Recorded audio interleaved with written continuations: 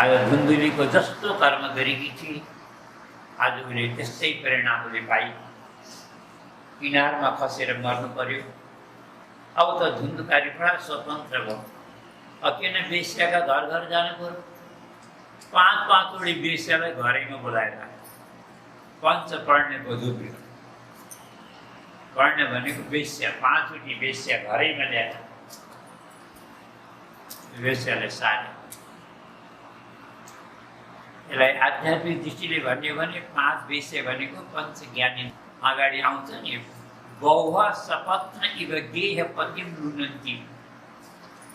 जसरी 10वटी पत्नीको पतिलाई पत्नीले लुट्छन्, दुर्दशा गर्छन्, त्यस्तै 10वटा इन्द्रियहरूले जीवात्मा रूपी पतिलाई लुटे। पर यहाँ 10वटी कुरा भएन, 5वटी कुरा हो। किन? कर्मेन्द्रिय भन्दा ज्ञानेन्द्रिय खतरनाक हुन्छ। मान्छेलाई पतन गराउने ज्ञानेन्द्रिय। ज्ञानेन्द्रिय भनेको यहाँ आँखाले राम्रो राम्रो हेर्न खोज्छ, कानले राम्रो राम्रो सुन्न खोज्छन्, हो कि? अनि यो मुखले, यो जिब्राले मिठो मिठो खान खोज्छ। अब बिचरा यो जीवात्माले कोलाई के पुर्याउँछ? यही होइन लुटेको। अब बिचरा उसको कमाइ छैन, व्यापार छैन, बिजनेस छैन, नोकरी छैन, जमिनदार खेती छैन। अब कहाँबाट पाल्ने 5वटाले ल्याउनु त सही हो, पाल्नु त गाह्रो छ। चोरी गर्न थाल्छ, चोरी पनि सानातिना घर गरेर पुग्दैन। एक दिन त ज्यानको बाजी लगाएर गयो त राजाकै घरमा जेसुकै। अब 5वटी इच्छा पुरा गर्नु पर्यो। अब 5 ल्याएर इच्छा पुरा गर्नु नपाइ मर्छ। राजाका घर संयोगले कसैले देखेन, सम्पत्ति पनि असर्फी हात लगायो, बोरा भरि लिएर गधाले भारी बोके जस्तै बोकेर ल्याएर पत्नीका अगाडि 5वटीका अगाडि घोप्ट्याइदियो। असर्फी एक बोरा देखेर प्रसन्न, भोजन बनाएर खुवाए। कहाँबाट बोकेर ल्याएको कति थाकिया थियो, खाएपछि त मुडो पल्टे पल्टो निकायो खाटक। बेस्याले आपसमा सल्लाह गरे, चौर्यम करोत्यसौ नित्यम अतो राजा करिसकी। अब दिनकै चोरी गर्ने मान्छे कहिलेसम्म मतलब भन्नु? एक न एक दिन त पक्रिन्छ, राजाले पुर्याउँछ, राजाका सिपाहीले पक्रन्छन्। कोही भन्छन् त बाख्राका छोराले कहिलेसम्म खाएर मनाउला भन्छन्। मर्नकै लागि जन्मिया त। त्यस्तै चोरले पनि एक दिन झेल खान त जानै पर्ने हो, सके सुलीमा चढ्ने। अब कहिलेसम्मको खुला हिँड्न बाँच्ला? एक न एक दिन त मर्ने नै हो। राजाले मार्ने, फाँसी दिने हो। त्यसको साटो राजाले लग्यो भने त छापा मार्छन्, घरको धन पनि यस्तो असर भयो नि, असर पनि जान्छ सबै। हामीलाई पनि कता झेल खानमा गएर बस्नुपर्ने हो।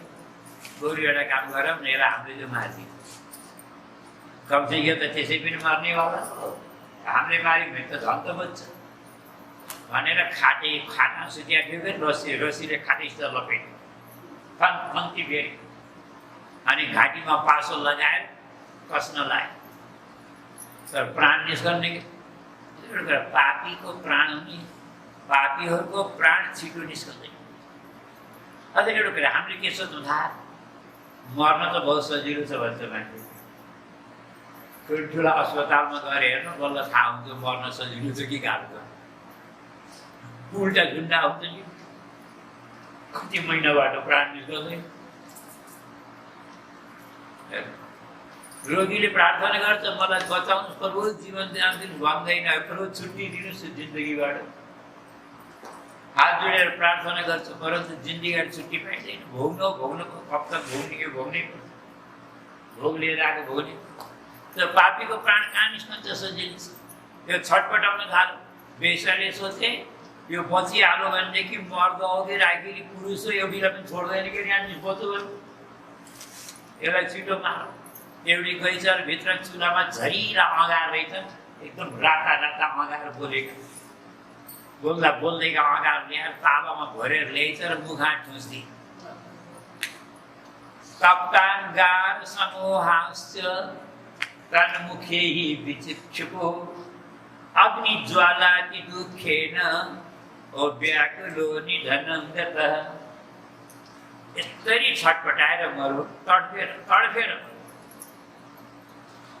अनि वेश्याले भित्रैभित्र खाल्टो खाने, घरैभित्र खाल्टो खाने, दफनाइने, पुरपार पारे।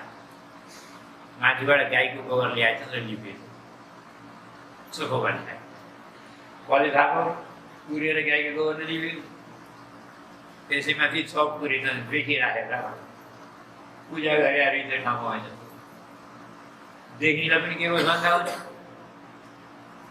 प्राय साहसिका स्त्रीया भनेको के भने थाहा छ? यो सबैलाई भने अब यिनीले ध्यान दिनु। अनि यस्ता प्रकृतिका जो देवीहरू नारीहरू हुन्छन्, एउटा कुरा बताऊँ, नारीहरूले यदि आफ्नो धर्म छोड्यो भने खतरनाक। त्यही भएर मान मर्यादामा र धर्ममा रहेकै नारीहरूको स्वभाव। नारीहरू अमर्यादित भयो भने जे पनि गर्न सक्छ। गाउँवालाले आएर सोधे, होइन तिमीहरूको पति कता गयो? खै पैसा कमाउन जान्छु भन्थे, अब कतै विदेशतिर गए क्या? गाउँवालाले सोचे बिचरा गरिब थिए, 5-5 जोडी पत्नी थिए, कमाउन गयो होला भने अब कसले सोध्दा गर्ने? यिनीहरूले असर्फीको बटवारा गरे, सम्पत्तिको बटवारा गरे, बस लाए बाटो।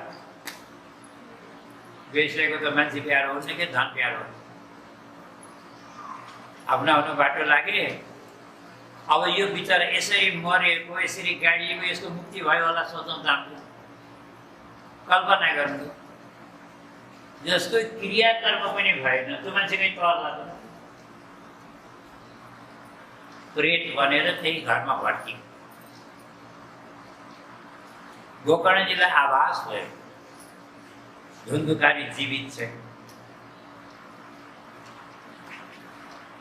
गयामा जानुभएको थियो, पिण्डदान दिनुभयो धुन्धुकारीको नामबाट। अरू पनि जहाँ जहाँ तीर्थमा जानुभयो नि, गोकर्णजीले त्यहाँ जलाञ्जली दिनुभयो। बिचरा धुन्धुकारी तरुस, त्यसको कोही छैन अगाडि पछाडि। त्यसको मयम जो आफ्नो भनेको जे भयो, दाजु भने पनि, भाइ भने पनि, बाउ भने पनि, काका भने पनि, जे भने पनि मै हो। त्यही भएर जहाँ जहाँ जानुभयो त्यसलाई तर्पण दिनु, तिलाञ्जली, जलाञ्जली दिनुभयो। एक दिन तीर्थयात्रा गरेर फर्केर गाउँमा आउनुभएको थियो, रातिको समय थियो। सोध्नु अर्काको दरवाजा कहाँ खटखटाउनु, तँलाई आफ्नै घरमा गएर बस्छु।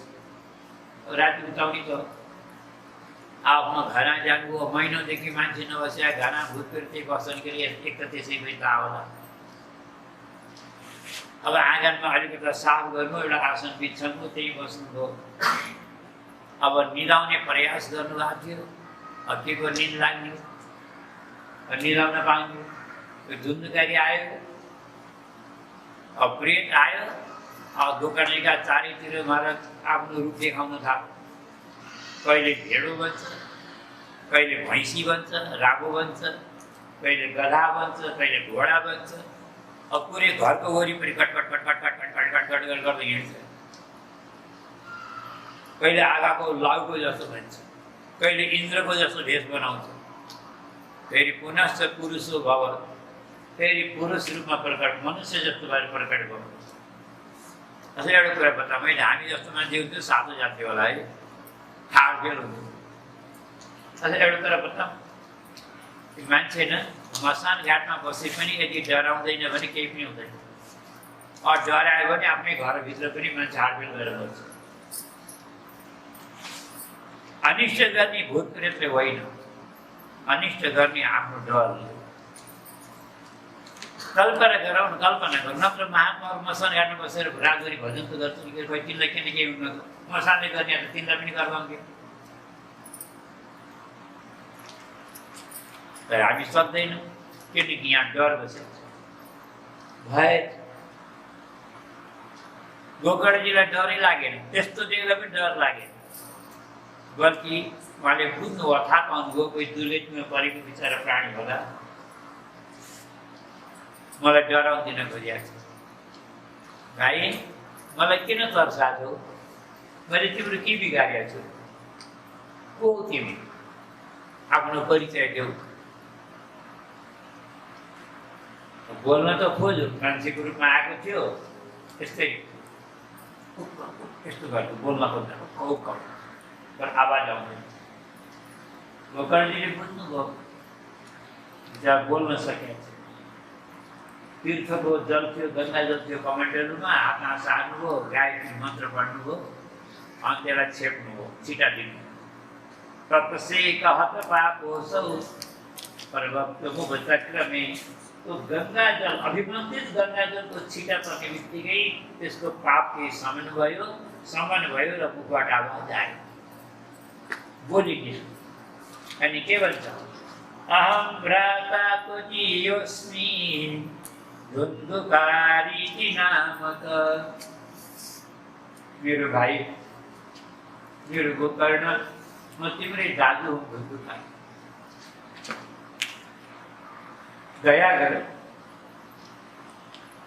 मलाई दया गर, मेरो रक्षा गर। मैले बहुत दुःख पाएको छु। वेश्याले मलाई नराम्रोसँग मारे, आधार पचारेर मुखमा मलाई मारे, घरैभित्र खाल्टो खनेर मलाई गाडे। मेरो क्रियाकर्म भएन, मेरो दान दक्षिणा संस्कार के भयो? प्रेत भएर भट्टीको छु, दुःख पाएको छु। वाताहारेण जीवति वायुतेर दैवाधीन। आफूले गरेका कर्मको फल भोगेको छु मेरो भाइ, आफैले गरेका कर्मको मैले फल भोगेको छु। मेरो उद्धार गर। गोकर्णजीले भन्नु, म त तिम्रो नाममा त गयामा पिण्डदान दिएर आएको थिएँ, अझै पनि तिम्रो मुक्ति भएन?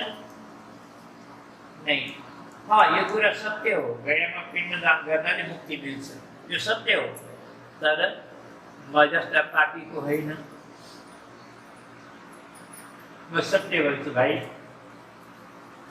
म जस्तो पापी दुनियाँमा कोही छैन। गयामा पिण्डदान गरेर पनि मेरो मुक्ति भयो। अर्कै केही उपाय गर। गोकर्णजीले भन्नु, अर्को उपाय, योभन्दा ठुलो उपाय त मलाई पनि थाहा आयो। गयामा पिण्डदान दिएर पनि मुक्ति नहुनेवालाको उपाय त मैले पनि थाहा आयो। तर कोही बात नहीं, जाऊ, हेर मलाई तिम्रो चिन्ता छ। अझै एउटा कुरा बता, अगर चिन्ता थिएन भने के खाँदो थियो गयामा पिण्डदान दिन जाने भन्नु? स्वजनको कर्तव्य हो। मान्छेले आफ्नो कर्तव्य निभाउँदैन भने त्यो आफू पनि कहिले तर्दैन। मतलबी और स्वार्थी मान्छे कहिले तर्दैन, मरेर त्यसले शान्ति पाउँदैन। त्यही भएर मेरो कर्तव्य पनि हो र दया पनि छ तिम्रो प्रति, तिम्रो चिन्ता पनि छ मलाई। त्यही भएर गयामा मैले तिम्रो पिण्डदान गरेँ, तर पनि मुक्ति भएन छ। तर चिन्ता नगर, अहिले तिमी जाऊ, मलाई सुत्न देऊ, म पनि थाकेर आएको छु, मलाई सुत्न देऊ, मैले तिमीलाई केही न केही उपाय गर्छु भनेपछि गयो। जान्छ गयो, तर बिचरा गोकर्णजीलाई निन्द लाग्यो। कसरी निन्द लाग्छ भन्नु त यस्तो देखेको, यसो झकाउनु त आँखाभरि त्यही आउँछ। बिचरा भट्किएको दुःख पाएको, यसको उद्धार कसरी गरौँ, कसरी तरले, कसरी के उपायले गर्छ, यही थियो। सोच्दा सोच्दै उज्यालो भयो। गाउँका मान्छेले देखे गोकर्णजी आउनु भएको, पुरै गाउँले माया गर्ने गोकर्णजी देखे। किनकि गुणी व्यक्ति, सज्जन व्यक्तिलाई कसले माया गर्दैन भन्नु? सबै मान्छे जम्मा भए। गोकर्णजीको सन्त विसन्त सोधे हालखबर, तीर्थयात्रामा कहाँ कहाँ जानुभयो। गोकर्णजीले सबै घटना तीर्थयात्राको विस्तारले वर्णन गर्नुभयो। वर्णन गर्दै गर्दै आउँदाखेरि आधी राति घटना पनि बताउनु। आज राति घर आएर यस्तो यस्तो भयो। त्यहाँ वृद्धहरू थिए, अनुभवी बुजुर्गहरू सोध्नुभयो, गयामा पिण्डदान दिएर पनि मुक्ति नभएका, नगरेका, दुर्गति परेका प्राणीको मुक्तिको केही उपाय जान्नु भएको छ कसैले भने भनिदिनुहोस्। अब गाउँका मान्छे बिचरा सबै पढे लेखेका छैनन्, गोकर्णजी अगाडि बोल्दै डराउँछ। गोकर्णजी कहाँ? गोकर्णजी त भगवानको प्रसाद। अनि हिजो भनेको थिएँ नि, सन्यासी कसित आएको, सन्यासी होइन, ती त भगवान हो। त भगवानले आत्मदेव ब्राह्मणलाई तार्न खोज्नु भएको अमृतमय उपदेश गर्नु भएको थियो, परन्तु त्यो उपदेश त तिनका भित्र गएन। तर भगवानले के गर्नु थाहा, त्यो उपदेश खेर नजाओस् भनेर पुत्रको ब्याजले त्यो उपदेश दिनुभएको भगवान। कुरो हामीले बुझेन, अलि गाह्रो छ है। जस्तै सानो बच्चालाई अब त्यो निमको धुलो खुवाउन चाहनुहुन्छ भने खान्छ, निमको धुलो क्या खाँदैन नि, तितो धुलो तितो हुन्छ, बच्चाले खाने, उसलाई म यो खाएर सन्चो हुन्छ, मेरो हित हुन्छ, मलाई खान पर्छ भन्ने ज्ञान छैन। ज्ञान भएका त बरु मर्छु खान नपुग्दैन, ज्ञान नभएका झन्के खाए। त्यो डाक्टर पनि बडा बाठा हुन्छ, के गर्छ थाहा, त्यो धुलोलाई त्यो रबरको खोलभित्र हाल्दैन, त्यहाँ बिर्को लाउँछ, त्यसलाई क्याप्सुल भन्छन् होइन, क्याप्सुल भन्नु त त्यो बाहिरको खोल दबाई हो र, दबाई त त्यसको भित्र धुलो छ त्यो होइन। त्यो मान्छेले सोझे त धुलो खाँदैन नि। अब क्याप्सुल बाहेक आरामले बुझाएर राख्नु, पानीले गटेर निलो थाहै हुँदैन, पेटा गरेर काम गर्छ। त्यस्तै चाहिँ भगवानले आत्मदेवलाई उपदेश दिन चाहनुभएको थियो, उपदेश त्यो उनले बचाउन सकेन, निल्न सकेन, उनले मुखबाट निल्न सकेन भने कानबाट भित्र हाल्न सकेन। त्यही भएर भगवानले के गर्नु, त्यो पुत्रको खोलभित्र हाल्नु, फलको रूपमा दिनु। त्यहीँबाट जन्मेका गोकर्णजी होइन, कस्तो बढिया तरिका। त्यही भएर आज गोकर्णजी त साक्षात भगवानको प्रसाद हो, प्राणी मात्रका गुरु। भगवानको प्रसाद भनेको गुरु, गुरुहरूलाई भगवानले पठाएर आएका त हुन्छन् नि संसारमा जीव जगतको कल्याण गर्नको। त्यही भएर आज गोकर्णजीको अगाडि बोल्न पनि डर लाग्छ होला।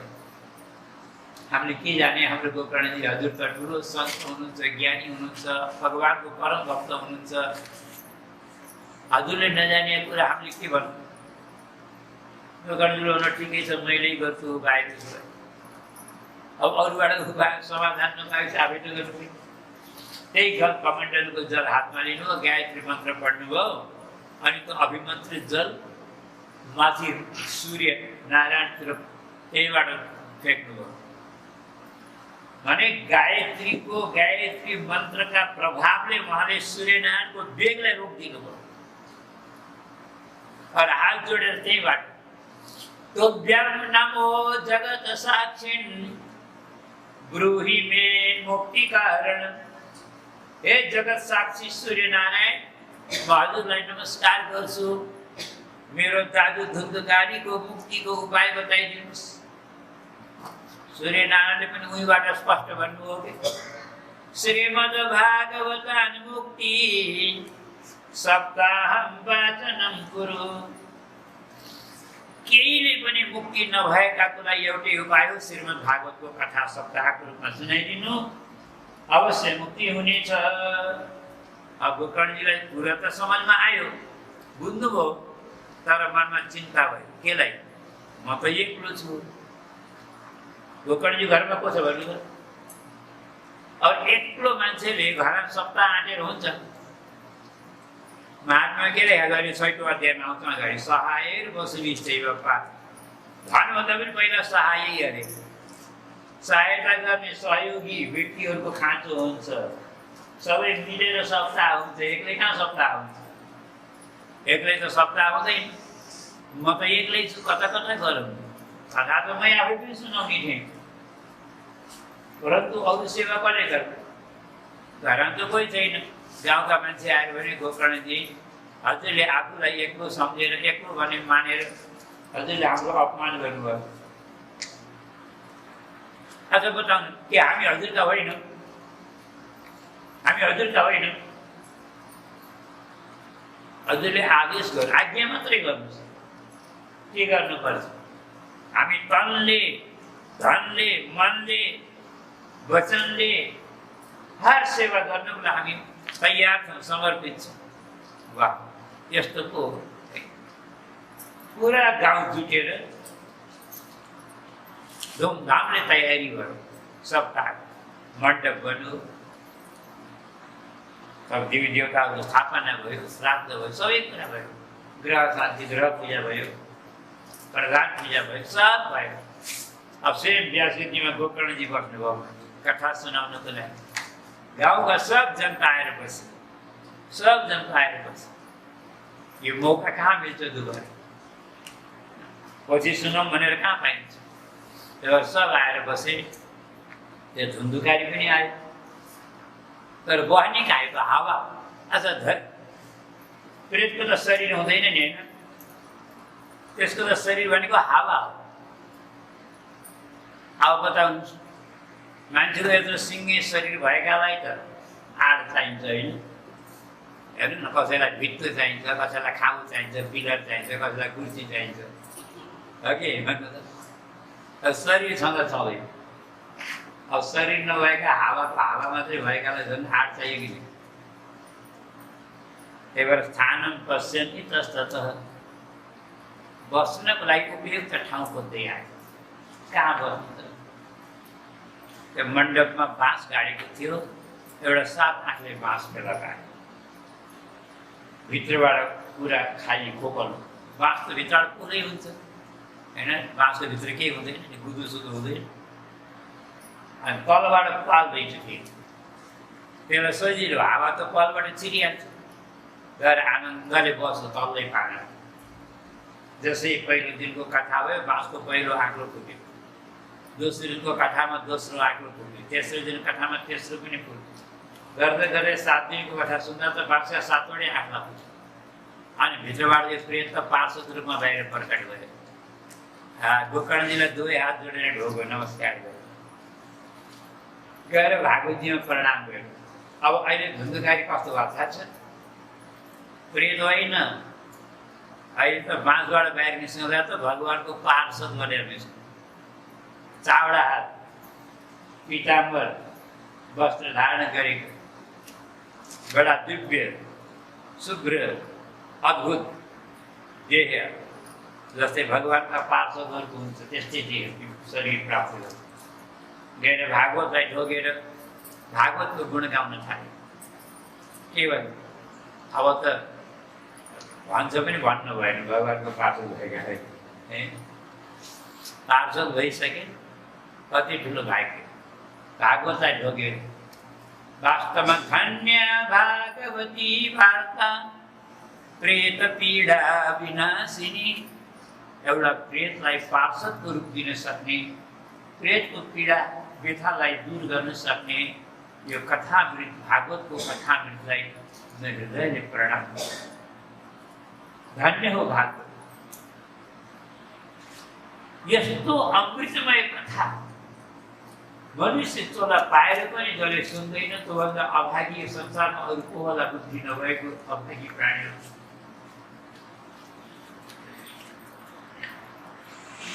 मान्छेले चाहे जस्तो सुकै पाप किन नगरेको होस्, जानेर अनजानमा सानो ठुलो जस्तो सुकै पाप गरेको भए तापनि यदि श्रद्धा र निष्ठा र विश्वासपूर्वक समर्पणात्मक भावले भागवतको कथा 7 दिन मात्रै सप्ताहको विधिले सुन्छ भने त्यसले भगवानको धाम प्राप्त गर्छ। हेर्नु, शरीरमा घमण्ड गर्न पर्छ। यत्प्राप्त संस्कृतम चान्यम सायं तच्च विनश्यति। अझै जेठको महिनामा अनि गर्मीका दिन बिहान पकाएको भात साँझ सर्छ किन? अमिलो खान नहुने है, साँझ बनाएको बिहान सर्छ। त्यही भातको रसले यो शरीर बनिहाल्छ। अनि यो शरीर कति दिन टिक्ला तल बनाउँछ? यस्तो शरीरमा घमण्ड गर्ने हामी कस्ता? अनि एक दिन शरीर पनि त त्यही भात जस्तै त होला, अन्नको रस जस्तै। अस्थितम्बम स्नायुबन्धम मांस शोणित लेपित। यो एउटा घर हो, हाडको खाला भएको, रगत र मासुले लेपन गरेको, छालाले लेपन गरेको, रगत र मासुले बनेको मुच बनेको यी नसारूपी रस्सीले बाँधेको अब यो घरै जस्तो तसरी यो झोको त्यसको के भरोसा। त्यही भएर बुद्धिमान मनुष्य त्यो हो जसले यो नश्वर क्षणमको नाचमान चोला पाएर मनुष्य शरीर पाएर अगर एउटा सुन्दर समय निकालेर सप्ताहको कथा सुन्छ भने आफ्नो जीवनको कल्याण गर्छ। योभन्दा बुद्धिमानी हुँदैन। यति यस्तो राम्ररी गुणगान गरेर सबले हेर्दाखेरि आकाशबाट दिव्य विमान आयो। सबै विमान धुन्धुकारी विमानमा बसेर वैकुण्ठ जान लाए। गोकर्णजीले पार्षदहरूलाई रोक्नुभयो। पार्षद 1 मिनट एउटा सानो प्रश्न छ भन्नु गोकर्ण। श्रोता त मेरा यहाँ हजारौँ बसिया थिए कथा सुन्नेवाला सबैले सुनिहान्, परन्तु विमान हजुरले एउटालाई मात्र लिएर आउनुभयो, यो त पक्षपात भएन रे। पार्षदले भने गोकर्णजी क्षमा गर्नु होला, पक्षपात त जरुर भयो, तर यो पक्षपात हामीले गरेको होइन, न भगवान्ले गरेको, तपाईँका श्रोताले आफै गरेको। केलाई? किनकि धुन्धुकारीले जसरी कथा सुन्नु नि त्यस्तै अरू तपाईँका अरू श्रोताले सुनेन। केलाई? धुन्धुकारीले दिनभरि सुन्थ्यो, रातभरि त्यही कथालाई मनन चिन्तन गर्छ, त्यसको अर्को काम फेरि। हामीले त कथामा बसिँदाखेरि सुन्छ अनि कथाबाट उठेर गएपछि के हुन्छ थाहा भैँबाट बसेर उठ्दाखेरि माताले साडी धुलो झार्नु, त्यस्तै साडीको धुलो के त्यस्तै यहाँ अरू कथा पनि यही झाडेर पण्डितले राख्नु। अब घर गएर फुर्सद छैन कि दोहोऱ्यो चिन्तन मनन गर्ने फुर्सद छ त कसैलाई भन्नु। यहीँ बस्दा त मनमा कति बुढबुढी भयो, मन खोले अब घर बितिया है। अब घर गएर कसले याद गर्छ कथा। त्यही भएर हामीले श्रवण त हामी सबैले गर्छौँ, परन्तु न कथा मनन कीर्तन, हामीले कथाको मनन र चिन्तन गर्छौँ, हामीले जीवनमा उतार्न भ्याउँदैन, आचरणमा उतार्न भ्याउँदैन। त्यही भएर हजुरले एक बार फेरि कथा सुनाउनुहोस्।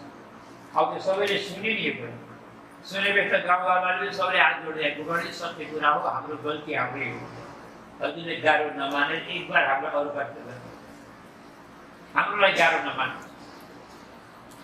ठिक छ।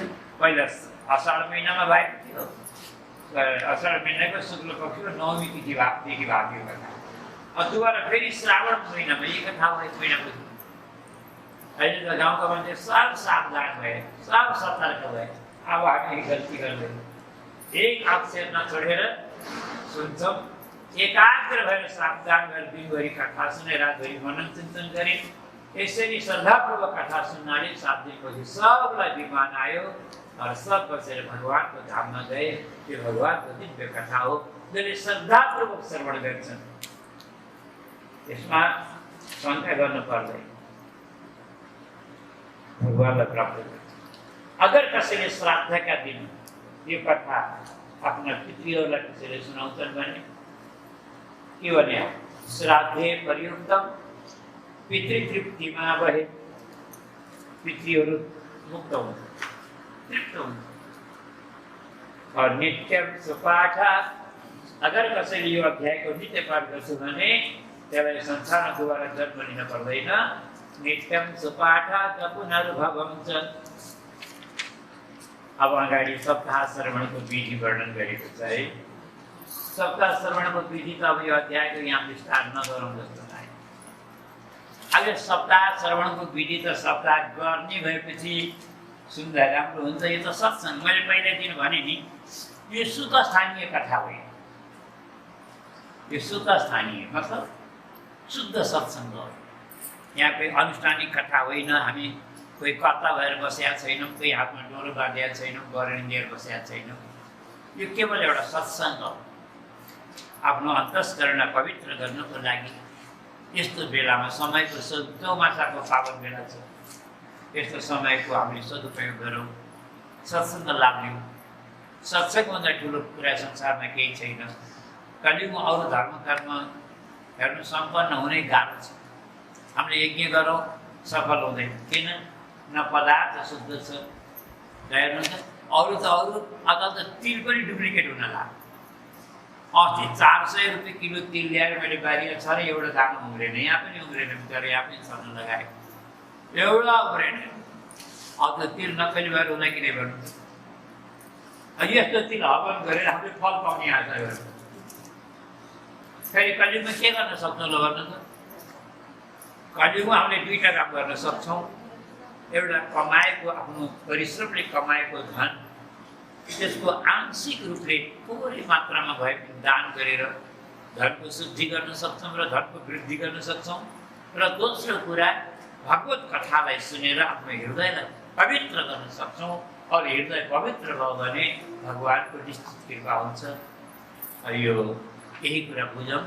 त्यही भएर अगाडि सप्ताह श्रवणको जो भिडियो अध्यायलाई विस्तार नगरौँ र भोलिदेखि हामीले भागवतमा बल्ल प्रवेश गर्छौँ, भागवतको प्रारम्भ गर्छौँ र आजको कथालाई अब यहीँ विश्राम गरौँ।